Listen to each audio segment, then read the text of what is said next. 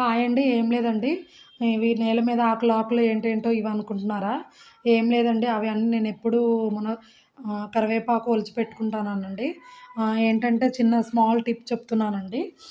కరివేపాకు ఫ్రెష్‌గా ఉండాలంటే ఆహ్, ఇలా ఒలిచిపెట్టుకొని ఇదిగోండి ఇలా ఇట్లా కొమ్మలున్నాయి కదా! ఇలా ఒలుచుకొని ఈ కవర్‌లో ఏసుకొని ఈ కవర్‌లో ఇదిగోండి ఈ కవర్‌లో ఇట్లాంటి కవర్స్ ఉంటాయి కదండీ!